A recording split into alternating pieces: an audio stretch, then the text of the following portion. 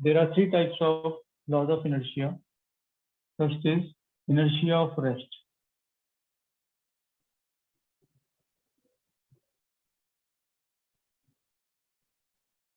Inertia of rest. दूसरा है हमारे पास inertia of motion और तीसरा है inertia of direction. So let's talk about these one by one. Inertia of rest में जब ऑब्जेक्ट्स रेस्ट पर होती हैं, ठीक है, तो उनकी टेंडेंसी होती है रेस्ट पर ही. ये चीज हम ऑब्जर्व कर सकते हैं, ये चीज हम कई जगह देखते भी हैं. ठीक है, इसके एग्जाम्पल इस प्रकार से भी देख सकते हो आप.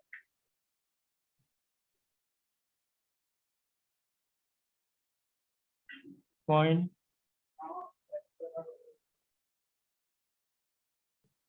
Tumbler experiment.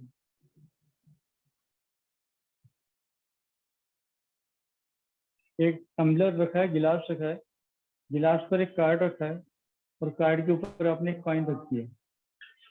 अब अगर उस कार्ड को आप स्ट्राइक करेंगे मतलब सडनली वहां से मूव करा देंगे, तो उस पर जो कॉइन रखा हुआ है वो टम्बलर के अंदर गिर जाएगा. ठीक है, that coin falls into the tumbler. अब ऐसा क्यों हुआ? कार्ड को तुमने फोर्स कर दिया वहां से हटने के लिए, मगर जो कॉइन था वो अपने इनर्शिया की वजह से वहीं पे रहा, वो नहीं मूव हुआ क्योंकि हमने कॉइन को फोर्स नहीं किया. Due to its own inertia it remained in the position and because the support of card is removed, it falls into the tumbler. So this is due to the inertia of coin. It remained at its position and it fell into the tumbler. तो इस प्रकार से हम inertia का ये experiment देखते हैं. दूसरा, stack of books.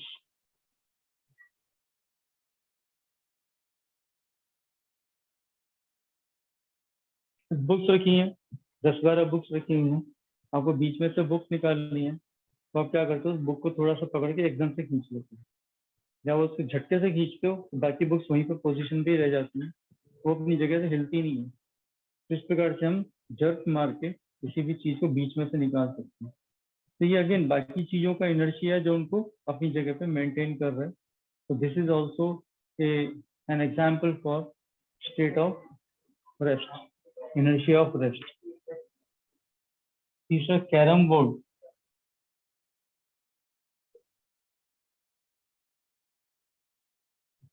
Carrom board में stack of coins.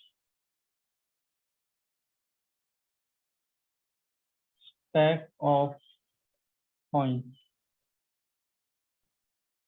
Carrom board आपने देखा होगा खेलते वक्त हम बीच में क्या करते हैं, स्टैक बना लेते हैं, ऐसे स्टैक बना लेते हैं कॉइन्स का. और जब स्ट्राइकर से नीचे वाली कॉइन को हम हिट करते हैं, when the lowermost coin is hit by the striker, only that coin is removed, the balance stack remains intact. ये क्या, बाकी जो कॉइन्स हैं उनका इनर्शिया उनको हिलने नहीं देता, उनको उसकी पोजीशन पे ही रखता है. जो लोअर मोस्ट कॉइन है that was forced to get out of its position.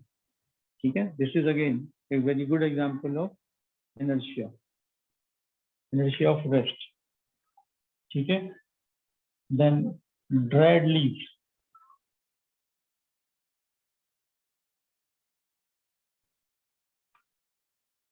पौधों पर क्या होता है, पतझड़ आती है तो पत्ते सूख जाते हैं या पीले पड़ जाते हैं, मगर वो डंडी से अलग नहीं होते, डंडी पे अटके रहते हैं. तो जो माली होता है वो क्या करता है, उस डंडी को पकड़ के हिलाता है.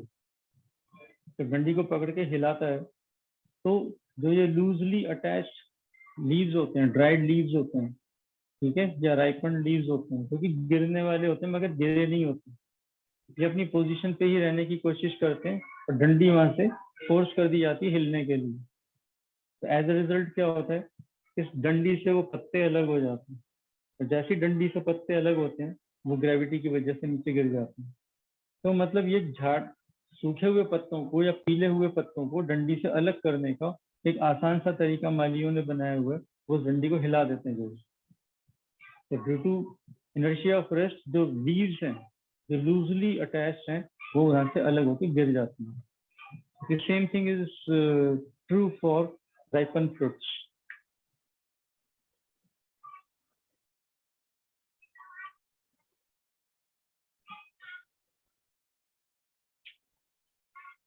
जब फल अपने आप पक जाता है, ठीक है, तो वो डंडी से अलग होकर नीचे गिर जाता है। अब इससे पहले कि वो ओवर राइप होके अपने आप गिरे, जब वो राइप हो जाता है तो उसको डंडियों को हिला के उनको अलग कर दिया जाता है, झाड़ दिया जाता है। तो झाड़ने के लिए भी माली यही करता है कि पूरी डंडी को जोर से हिलाता है, और हिलाने की वजह से जो पके हुए फल होते हैं, ठीक है, वो उनकी अटैचमेंट डंडी से नाजुक हो जाती है, कमजोर हो जाती है, and because they are loosely held by the branches, they get separated as soon as the branches are shaken and they fall under the gravity. तो वो नीचे कुछ चादर वगैरह लगा के उन फ्रूट्स को सबको इकट्ठा कर देते। तो इस प्रकार से हमारी जो पके हुए फल हैं वो पेड़ों से झाड़ के इकट्ठा कर, ठीक है। फिर इस प्रकार से और भी काफी सारे एग्जाम्पल्स हो सकते हैं जिसमें हमें इनर्शिया ऑफ रेस्ट क्लियरली दिखाई देता है। इसके अंदर एक एग्जाम्पल वो भी पूछा जाता है अक्सर कि आप किसी गाड़ी में बैठे हैं और ऑल ऑफ ए सडन गाड़ी को एकदम से स्टार्ट कर दिया जाता है, तो हमें पीछे की तरफ झटका लगता है। ये क्या होता है, ऐसा क्यों होता है? आप खड़े हैं और गाड़ी एकदम चल दी तो आप पीछे की तरफ गिरते हैं, ऐसा क्यों होता है? Again, this is due to inertia of rest. So when you are sitting or when you are standing in the or in any other vehicle, तो बॉडी का सिर्फ जो लोअर मोस्ट पोर्शन है वही बॉडी के साथ अटैच्ड है, बाकी सारी बॉडी हवा में, ठीक है। इसका अपना इनर्शिया होता है।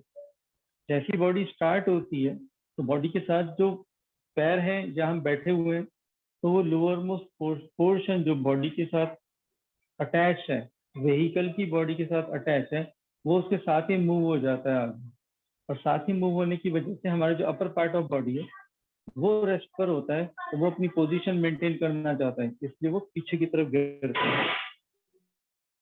पीछे की तरफ गिरने की वजह से एक झटका हमें लगता है, ठीक है। So this jerk in the direction is due to the inertia of rest of body, ठीक है।